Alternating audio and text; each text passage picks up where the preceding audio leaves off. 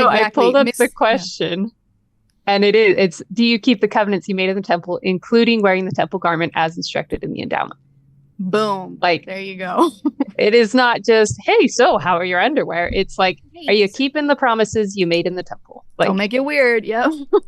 Okay, so, and I do want to just address some of the things that I've been seeing circulating online about this topic.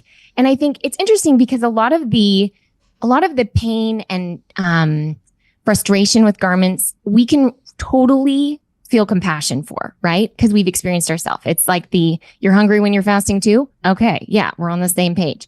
But I think there's also an element of it that's a little bit sinister. It's a little bit like we've got some good stuff and then we've got some lies mixed into it, and it starts to feel kind of dishonest. And I want to address it because I think it could be easy to fall into, because it sounds kind of good, but it's actually twisted. And so one that comes to mind is, and I'm not sure who the originator is, so I won't call anyone out, but there's this idea that if you don't want to wear your garments whenever you choose not to, and then you're asked in a temple recommend interview, are you wearing the temple garment? That the best response you can give to evade this question would be, I don't feel comfortable talking with you about my underwear, or something to that effect, right? Something that's kind of like, ooh, this will make them be quiet about this, right?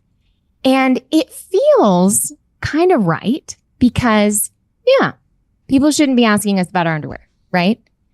But it's actually very, I think, an example of some toxic femininity going on here, where you know full well that this righteous priesthood holder who did not ask to be in this position, was called to this position, did not say yes to it so that he could ask you about your underwear.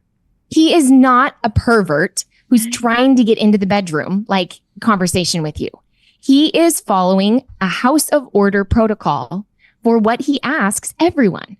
And if we were to answer the tithing question or the word of wisdom question or the do you believe in Jesus Christ question by saying, I don't really want to discuss this with you, or that's a personal decision that I have, that's not answering the question, and it's not being honest. And so if we're having a moment with something that keeps us from the temple, then we can be honest about that and take time to figure out what we need to be able to be in the temple again and to answer those questions honestly. But I think you're putting yourself in a position where you're blackmailing your stake president or your bishop. You're putting their reputation on the line. You're saying, yeah, don't you dare push this question. Or guess what I could say about you?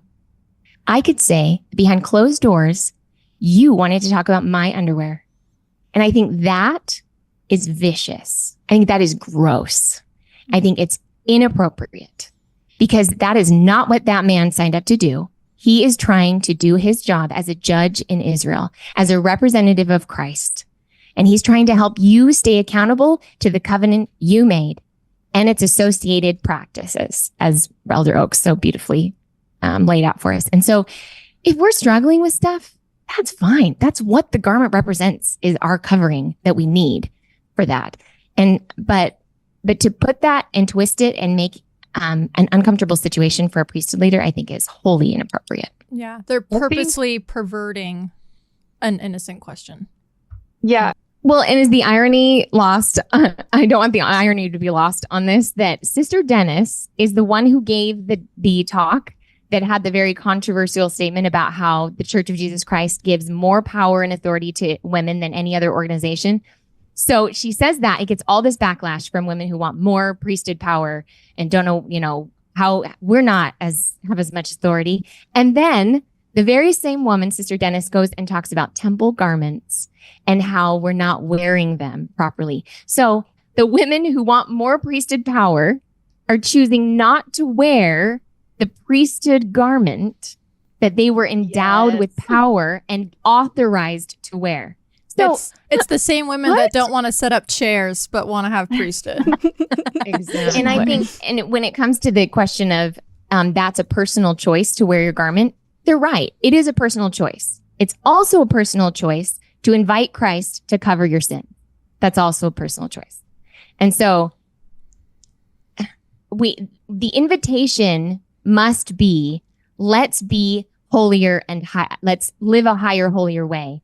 Not let's make ourselves feel better about our weaknesses. No, we're all weak. We're all failing. We're all sinners. And let's all try and be better together. Okay, this has been such an awesome conversation. Thank you, Latter-day Ladies. Feel free, everyone watching, to check out wardradio.com if you want more awesome content and more information and such. Carden has put together a wonderful show, and we do so love being here, and we're so grateful that you took the time. So please like this, follow the things, you know what to do, and have a good day.